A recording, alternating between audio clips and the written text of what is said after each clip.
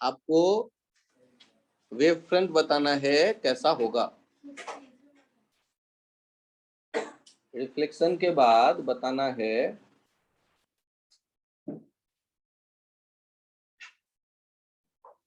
कैसा होगा wave front. ये इंसिडेंट वेव फ्रंट है।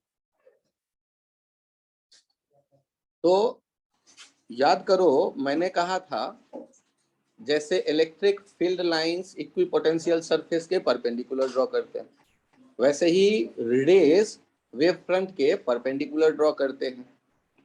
तो सॉल्व करते वक्त सबसे पहले आपको क्या दिखना चाहिए? इंसिडेंट रेज दिखना चाहिए। और इंसिडेंट रे यदि दिखने लगे तो आपको पता ही है प्रिंसिपल एक्सिस के जो पैरेलल रेज आ रही होती हैं उनका क्या होता है?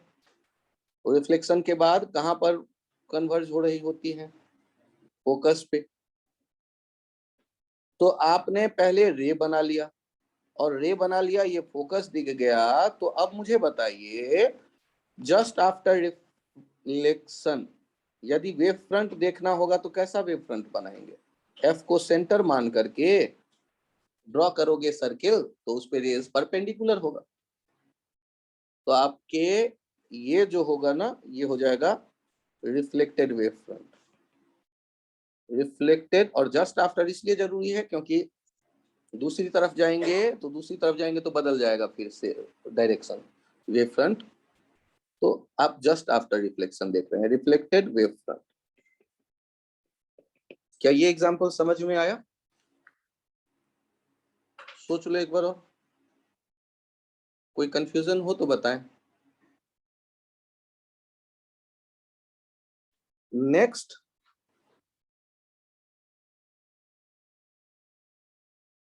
आप ये पिछले पेज पे आए या आगे बढ़ूं? पिछला पेज ओके।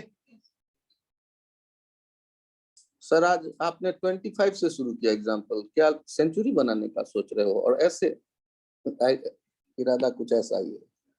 आगे बढ़ते हैं। एग्जांपल 26 आपसे कहा जा रहा है Young's double slit experiment. D का वैल्यू है 700 नैनोमीटर और जो इंसिडेंट वेवलेंथ है उसका वैल्यू दिया जा रहा है 200 नैनोमीटर। और आपसे कहा गया find number of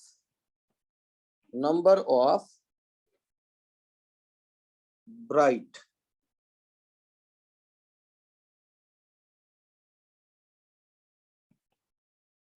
fringe present on screen.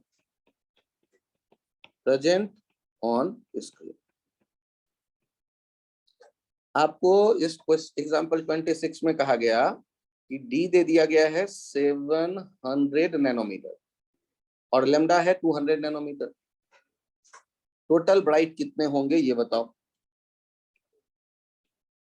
तो क्या लग रहा है आप लोगों को ऐसे क्वेश्चन के सोचते समय कैसे काम करते थे? तो आप मुझे बताइए डी कितने लेमडा के बराबर है? क्या 3.5 लेमडा दिख गया आपको? कैसे पता चलता है? 700 को 200 से डिवाइड करो ना, 3.5 लेमडा दिख रहा है आपको। पक्का? तो बताओ सेंटर जो होता है वहां पर मिनिमम डेल्टा एक्स दिखा 0, ये सेंट्रल ब्राइट हुआ।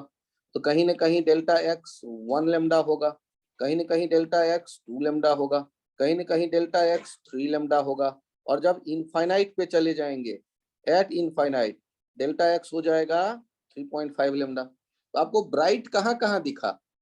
ये जहां जहां even multiple of lambda by 2 होता है, मतलब 2n लेमडा बाई 2 मतलब n lambda, 1 lambda 2 lambda 3 lambda. और इनफाइनाइट पे जाते जाते इतना ही डिफरेंस हो जाता है। सोचो ना, इनफाइनाइट का मतलब थीटा बदलते बदलते बदलते बदलते आप यहाँ चले आए, तो यहाँ चले आए एक यहाँ से जाएगा वेव, एक यहाँ से जाएगा, उनमें पाथ डिफरेंस किसके बराबर हो जाएगा? तो डेल्टा एक्स मैक्सिमम हमेशा याद रखिएगा डी होता है।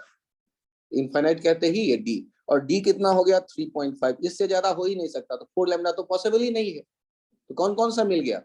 1 लेमडा 2 लेमडा 3 लेमडा, 3 ऊपर और 3 नीचे स्क्रीन पे सिमेट्री से और एक सेंटर पे। तो टोटल कितने हो जाएंगे? टोटल ब्राइट, ये हो गया 7। इसमें यदि कोई कंफ्यूजन हो तो बताएं। तो या तो न्यूमेरिक देगा, मैं किसी मैथमेटिक्स में नहीं उलझ रहा, ये अपना टेक्निक है कि भाई हमें पता है मिनिमम 0 यहाँ पे है और इनफाइनाइट पे होगा d के बराबर, दैट इज 3.5 लैम्डा। तो उससे पहले कहीं ना कहीं 1 लैम्डा, 2 लैम्डा, 3 लैम्डा हमें जरूर मिलेगा। और यदि इसमें डार्क पूछता, टोटल डार्क, तो आप गौर करो, ये थोड़ा सा कंफ्यूजिंग हो जाता क्वेश्चन, क्योंकि 3.5 लैम्डा लूं या नहीं लूं, ये इनफाइनाइट वाला काउंट करूं या ना करूं, वो परेशानी हो जाता है। तो कोशिश ये की जाती है कि ऐसा अवॉइड करें कि जिसमें इनफाइनाइट वाला भी काउंटिंग में आ जाए।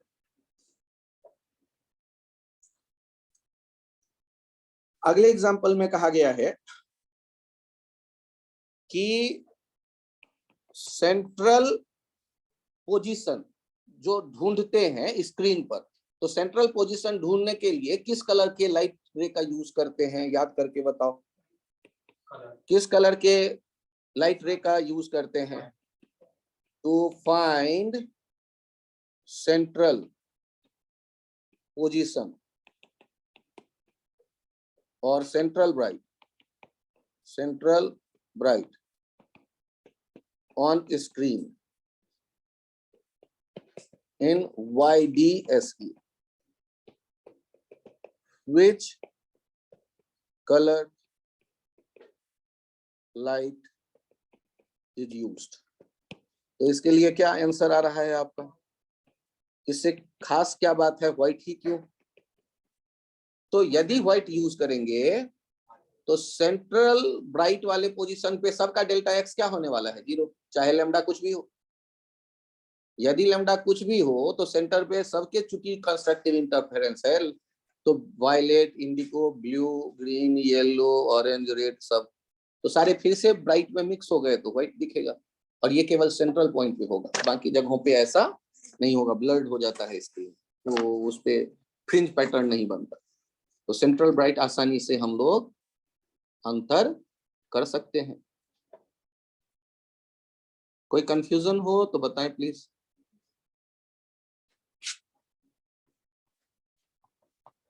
आपके नेक्स्ट क्वेश्चन में कहा गया, question number 28, in Young's double slit experiment the wavelength of red light lambda red is 7800 angstrom and lambda blue is 5200 angstrom. ये यूज किया जा रहा है, यूज्ड इन YDSE, और position of nth bright of red coincide with n+1th bright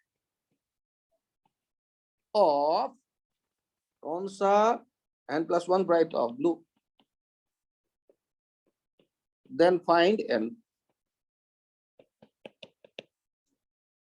If position of nth bright of red coincide with n+1th bright of blue. तो याद करिए, बाइक्रोमेटिक का एक्सपेरिमेंट याद आ रहा है आपको? बाइक्रोमेटिक वाले में हम लोगों ने क्या कहा था कि ये y लिखते थे, यहां पर है nth ब्राइट, कॉन्साइड यहां हो रहा है, तो ये S1 S2, और यहाँ बाइक्रोमेटिक है, ये लिखा करते थे λ1 + λ। तो कॉन्साइड करते वक्त हम लोग क्या सोचते थे? हाँ, nth ब्राइट, मतलब y के बदले लिखते थे n beta red equals to n+1 beta blue. Sir इसका क्या मतलब हुआ? ए भाई, ब्राइट पहला ब्राइट होगा तो 1 बीटा, दूसरा ब्राइट 2 बीटा, तीसरा ब्राइट 3 बीटा, तो nth beta, nth bright nth beta. n+1 bright, n+1 beta. तो ब्लू का n+1 और रेड का n। और बीटा का फॉर्मूला क्या था? d lambda red by small d, d lambda blue by small d। Small d और कैपिटल D कैंसिल आउट।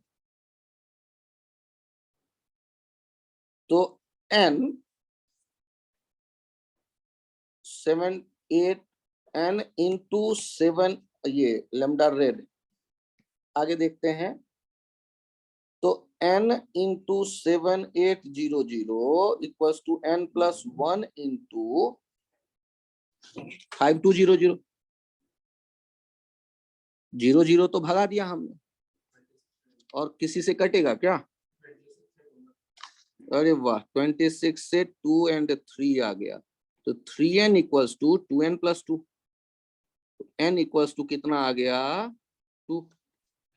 क्या ये कठिन क्वेश्चन है बाइक्रोमेटिक का?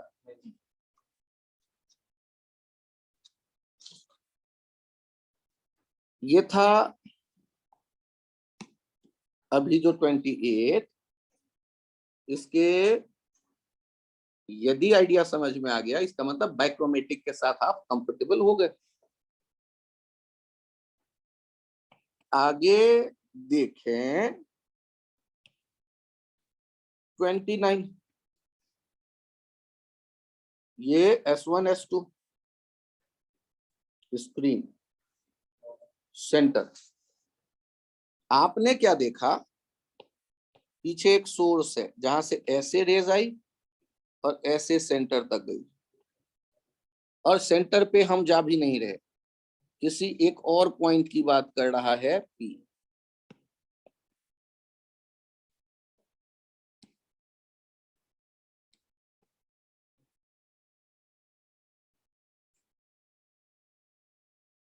और एक ऐसे आए और ऐसे गए। आपको बताना है कि यहां पर डिस्ट्रक्टिव इंटरफेरेंस हो। Find condition of destructive interference at P। Interference at P। और डाटा आपके पास जो अवेलेबल है वो ये लेंथ L1, ये L2, ये L3 और ये L4 लेंथ दे दिया गया है। तो बताइए, तो सॉल्व करते वक्त क्या देख रहे हैं? एट P पाथ डिफरेंस देखो तो कितना हो गया? L1 plus L3 minus L2 plus L4। ये L2 प्लस L4 समझ में आया या नहीं आया? तो हमने सोर्स से ही क्यों देख लिया? क्योंकि सोर्स पे तो दोनों एक ही है, तो रास्ते की लंबाई तो वहीं से देख लिया हमने। यदि S1 S2 एक ही वेव फ्रंट के होते तो केवल अगला देखना होता, लेकिन S1 S2 सोर्स से एक जैसे दूरी पे ना भी हो सकते हैं, तो हमने इसलिए सोर्स से सोचा। तो पहला रास्ता L1 प्लस L3, दूसरा रास्ता L2 प्लस L4, उनका डिफरेंस। और ये डिस्ट्रक्टिव के लिए क्या होना चाहिए? 2n+1 या -1 λ/2। क्या ये कठिन काम है? अब सोचो, यहां केवल पाथ डिफरेंस देखना था और उसको λ/2 के मल्टीपल में बता देना था, काम हो जाता।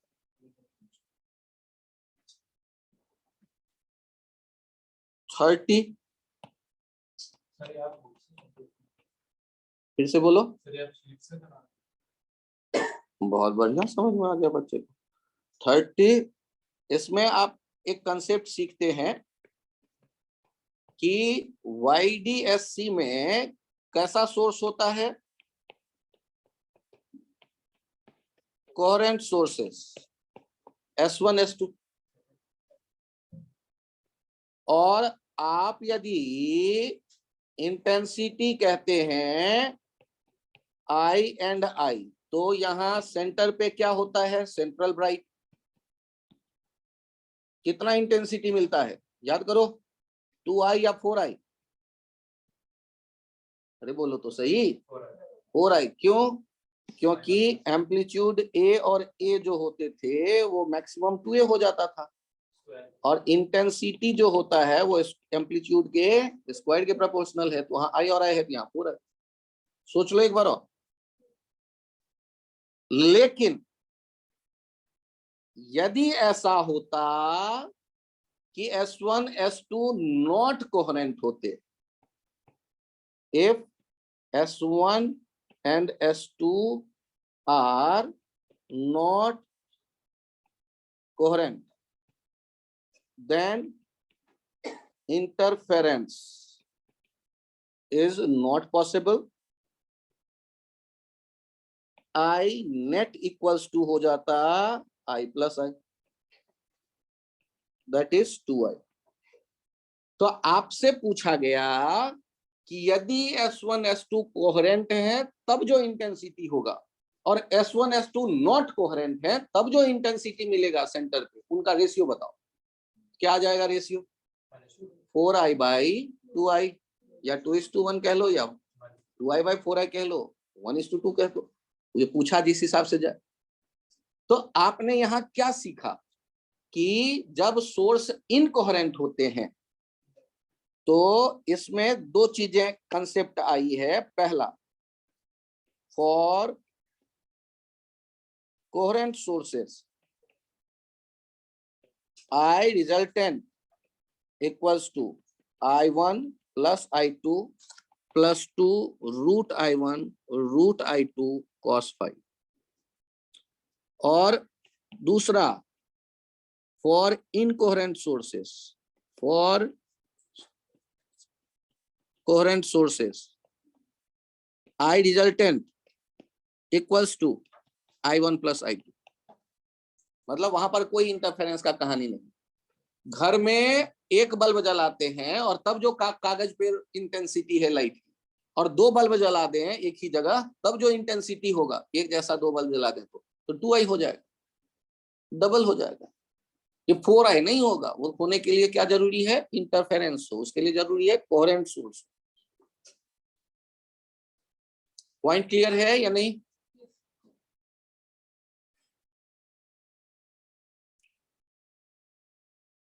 क्वेश्चन यदि ये भी समझ में आ गया हो तो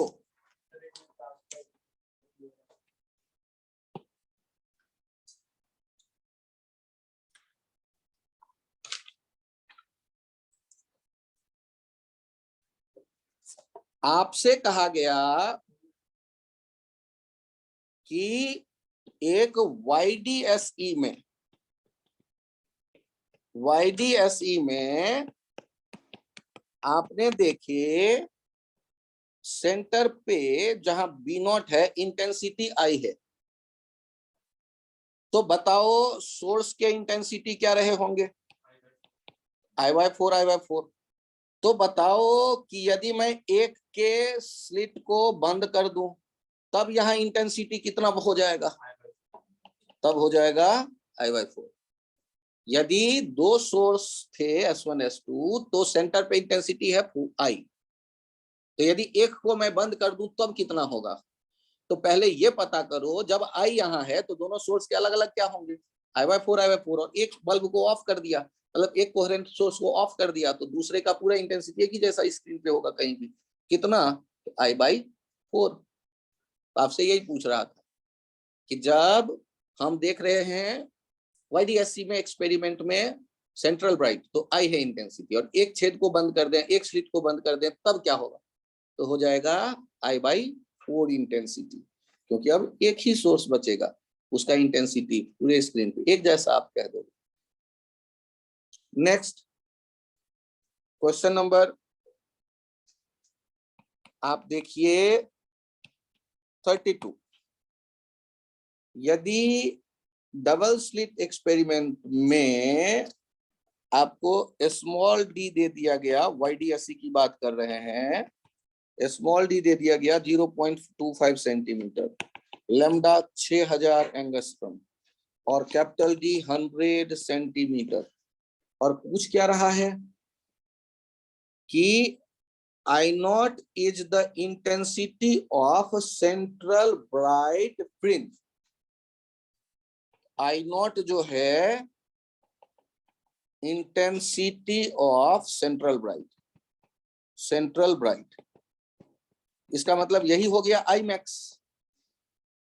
और आपको ये बताना है कि इस एक्सपेरिमेंट में यहां से y डिस्टेंस 4 इंटू 10⁻⁻⁴ मीटर पर इंटेंसिटी क्या होगा। ये जबकि सोर्स के दोनों एक जैसे हैं, ये कितना रहा होगा, लफड़ा है।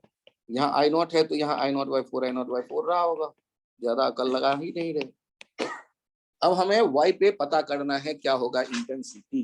याद करिए हम लोग क्या लिखा करते थे, I resultant equals to I maximum cos square pi y by beta. यदि याद आ गया हो आप लोगों को तो एक काम करो, बीटा पता कर लो, सॉल्व करते वक्त बीटा पता कर लो, डी लैम्डा बाई डी। और यदि डी लैम्डा बाई डी तो डी तो है अवेलेबल, मीटर में कर दिया 1 मीटर। लैम्डा कितना 6000 इंटू एंगस्ट्रम में 10⁻⁻10। और डी कितना हो जाएगा 25 इंटू 10⁻⁻4 मीटर में। अब यहाँ पे देखो 4 3 7 3 ही बचा, 6/25 इंटू 10⁻⁻3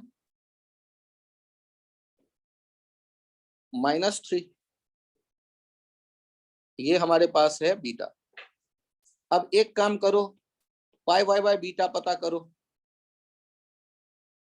पाई y के बदले वैल्यू रखो 4 इंटू 10⁻⁻5 और बीटा का वैल्यू रखो 6 इंटू 10⁻⁻3 इंटू 25।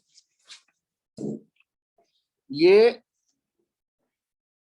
10⁻⁻3 25 और 4 10⁻5 हो जाएगा, 10⁻5 से चला गया, ये आ गया π/6। क्या π/6 आप जानते हैं? तो आंसर क्या लिखने वाले हो आप? आंसर लिखने वाले हो I resultant equals to I0 cos square π/6। √3/2 का स्क्वायर करोगे तो 3/4 हो जाएगा, 3I0/4। क्या ये आइडिया आप लोगों को पता है या नहीं पता है? मतलब रिजल्टेंट इंटेंसिटी लिखने का पक्का? देखो फॉर्मूले का ही मैक्सिमम यहाँ खेल दिखेगा, फॉर्मूला हमें ठीक से याद है, अपना काम हो जाएगा। कुछ फॉर्मूले सेलेक्ट करो, प्रॉपर वे में उसे डेरिवेशन आपको पता हो। क्वेश्चन नंबर नेक्स्ट आप चेक करिए 33।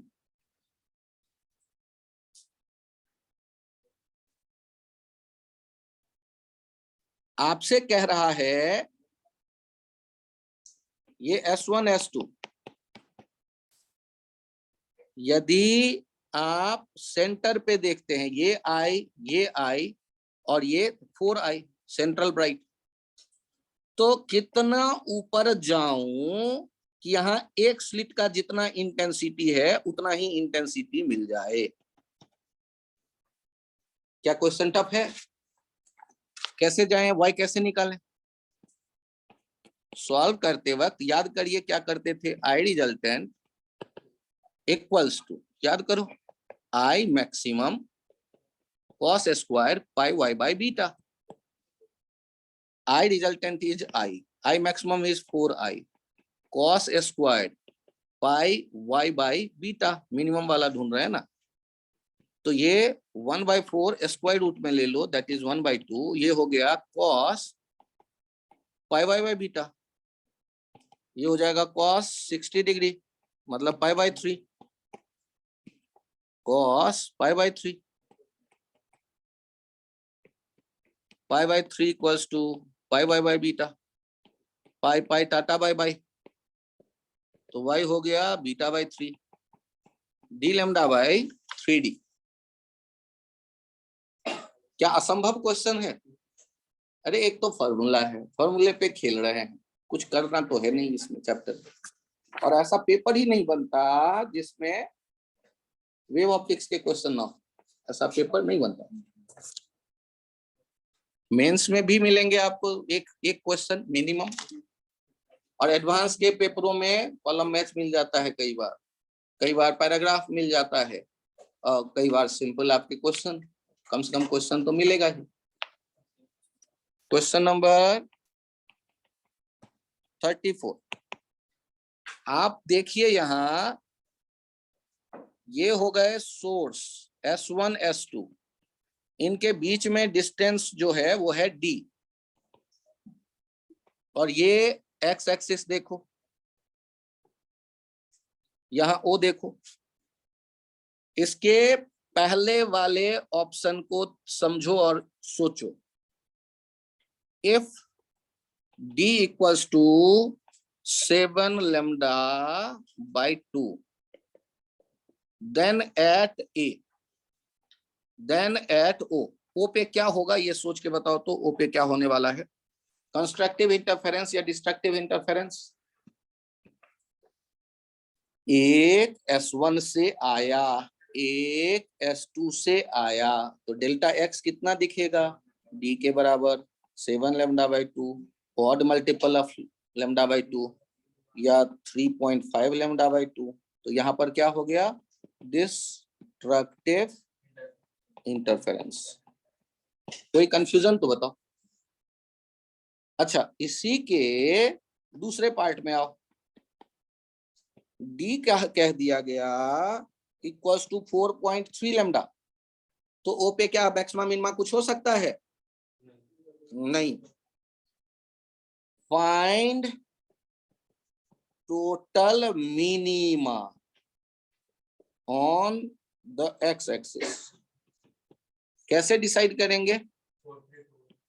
तो डेल्टा एक्स यहां पर कितना है? डी के बराबर 4.3 lambda।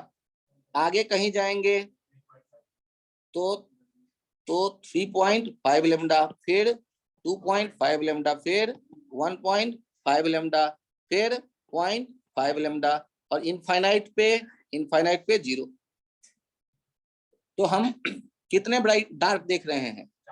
1 2 3 4, और राइट साइड में यदि लेफ्ट साइड में भी 4 4 4 8,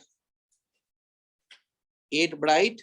टोटल जो डार्क बनेंगे 8 डार्क बन रहे होंगे, डार्क क्योंकि odd multiple of lambda by 2 देख रहे हैं। क्या ये समझ में आ गया है या कंफ्यूजन है थोड़ा सा? ओके, आगे बढ़ते हैं। यदि इसी क्वेश्चन में तीसरा आइडिया आ गया कि d का वैल्यू है 7 lambda, तो देन एट O मैक्सिमम होगा या मिनिमम होगा?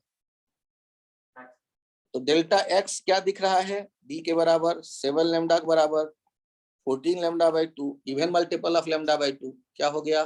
Maxima, even multiple of lambda by 2, तो मैक्सिमा बनेगा।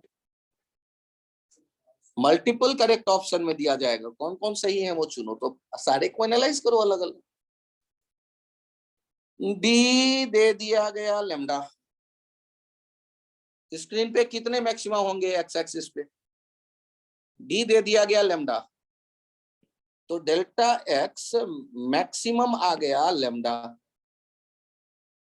तो फिर इसका मतलब है, और मिनिमम होता है delta x minimum eight infinite, ये एट O, एट इनफाइनाइट ये होता है 0।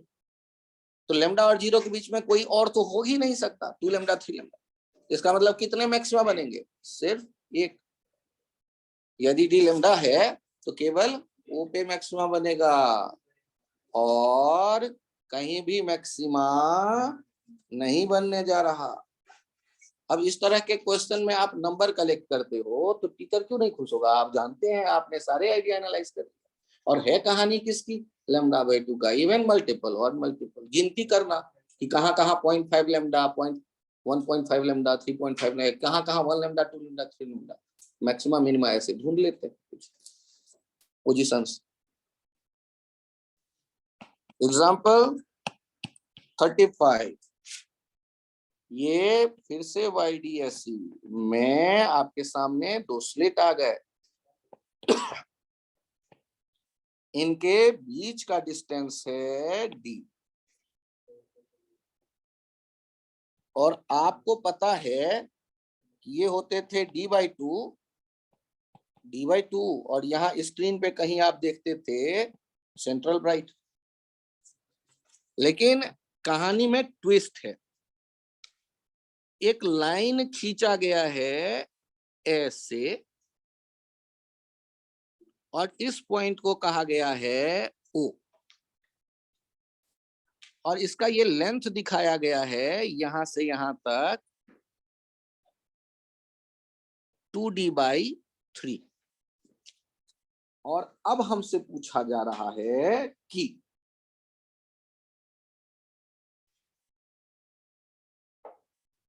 O से ब्राइट फ्रिंज के बीच का डिस्टेंस बताओ। Find distance between O and the nearest bright fringe। अब नियरेस्ट ब्राइट फ्रिंज कह दे या ब्राइट फ्रिंज कह दे, तो हम यदि किसी कैलकुलेशन में नहीं जानना चाहें, यदि अकल नहीं लगाना चाहें, ये तो दिख ही रहा है कि यही डिस्टेंस हो जाएगा रिक्वायर्ड डिस्टेंस, क्योंकि जस्ट बगल में है पॉइंट। और ये डिस्टेंस होगा कितना?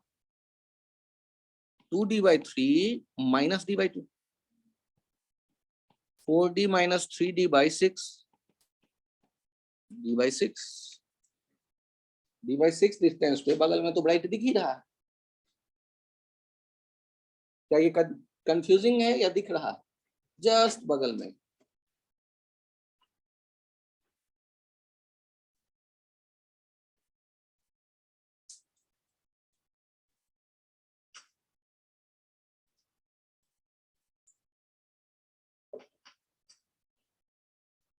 O पे यदि मैक्सिमा हो तो यहाँ एग्जाम्पल 35 से बनाया गया है एग्जाम्पल 36। एट O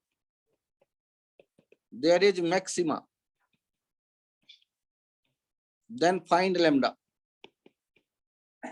यदि O पे मैक्सिमा हो तो बताओ लैम्डा। तो ध्यान से देखो, ये क्या हो जाता? O will become bright 1। B0 यदि वहां है तो नियरेस्ट वहां ब्राइट बन रहा होगा, तो B1 हो जाएगा। तो यदि ये B1 हो जाएगा तो D/6 किसके बराबर हो जाना चाहिए? बीटा के बराबर हो जाना चाहिए नियरेस्ट। और यदि D/6 बीटा हो गया तो D/D लैम्डा। तो लैम्डा कितना हो जाएगा? D²/6D। यहाँ एक लफड़ा आ गया क्या? In the above question, if the light incident is monochrome enough, O is maximum, then the wavelength of the light incident। अच्छा ये बताओ, ये हो सकता है, तो इसके अलावा और क्या हो सकता है? और D/6 इक्वल्स टू 2 बीटा, या तो 2 बीटे के डिस्टेंस पे हो। तो ये हो जाएगा D/6 equals to 2D λ/D।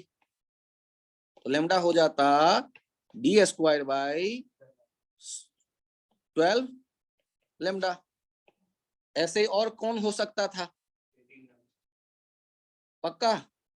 D by 6 equal to 3 D lambda by D, lambda हो जाता डी स्क्वायर बाई 18 डी। ऐसे बहुत से ऑप्शन चुने जा सकते हैं। लेमडा का वैल्यू कौन कौन होगा? ये सारे हो सकते हैं। कौन नहीं होगा? जो इसके मैच ना करे, जो इस मल्टीपल में सेट ना बैठे, वो नहीं हो सकता, क्योंकि बी नॉट पे तो होगा ही होगा। मतलब वो नॉट, वो सेंट्रल ब्राइट के बाद ना देख रहे हैं, तो पहला दूसरा तीसरा कोई भी हो।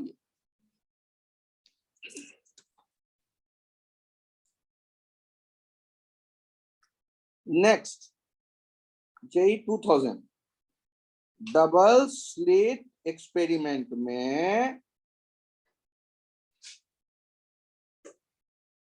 आपने एक जैसे जो दो स्लिट थे पहले, उनमें एक स्लिट के विड्थ को बड़ा कर दिया। तो बताइए किनकी इंटेंसिटी बढ़ जाएगी? केवल ब्राइट वाले की या डार्क वाले की भी? फिर से सोचो। ये पहले क्या है? एग्जाम्पल 37 IIT 2000, ये S1 S2 सेम विड्थ है, और बाद में सेम विड्थ है का मतलब यहां भी इंटेंसिटी आई, यहां भी इंटेंसिटी आई, तो यहां पर 4 आई। यदि यहां पर ए, यहां पर ए, यहां 2A ब्राइट के लिए और डार्क के लिए 0 एम्पलीट्यूड, तो इंटेंसिटी भी 0। फील करो इसे। अब मुझे बताइए, यदि चेंज कर दें, बढ़ा दें किसी एक का विड्थ, ये 2I और ये I कर दें, ये A dash greater than A और A कर दें, अब बताइए यहां पर कितना हो गया? जैसे A डैश के बदले मैंने ले लिया 1.3A, तो यहां पर कितना हो जाएगा? 2.3A, और यहाँ जो जहां ब्राइट है और जहां डार्क है वहां क्या हो जाएगा? 0.3A।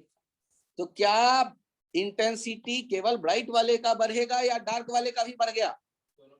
दोनों का बढ़ गया। ये फील करो, ये बच्चे गलत करते हैं।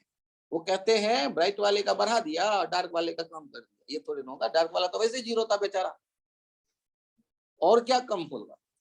बढ़ गया, दोनों बढ़ जाएंगे।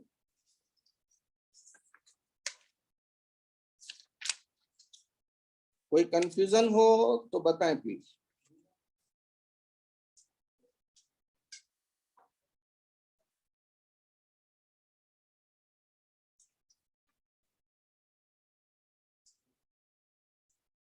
यदि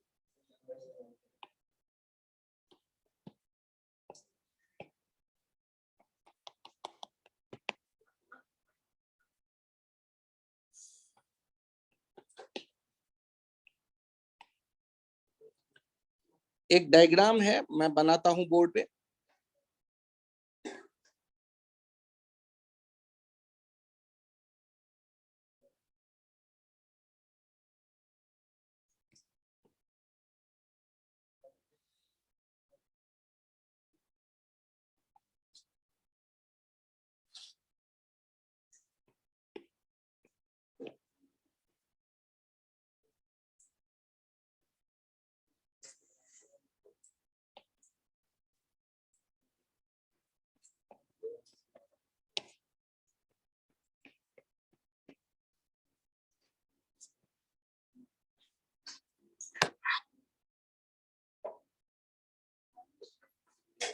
आपको P पॉइंट पे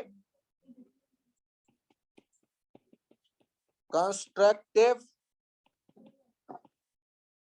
इंटरफेरेंस चेक करना है। कंस्ट्रक्टिव इंटरफेरेंस चेक करना है। इसके लिए कंडीशन बताओ क्या होगा? कंडीशन क्या होगा? रिलेशन क्या होगा? डी और थीटा और लेमडा में। P पॉइंट पे क्या चाहिए? Constructive interference. कंस्ट्रक्टिव इंटरफेरेंस चाहिए P पॉइंट पर।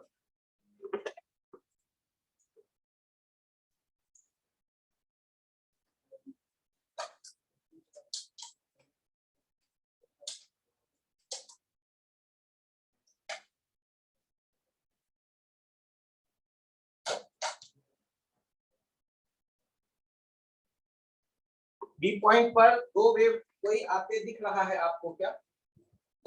कौन कौन सा वेव आ रहा है? तो एक तो जो दिख रहा है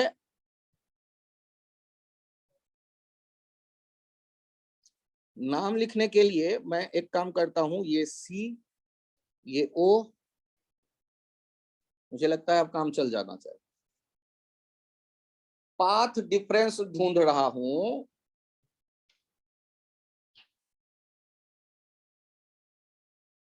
यदि ये थीटा है तो क्या यहां थीटा मिल जाएगा? ये डी है, क्या आपको पता है कि ये लिख सकते हैं डी सेक थीटा, और यहाँ 90 डिग्री है, तो क्या ये पता है आपको कि लिख सकते हैं डी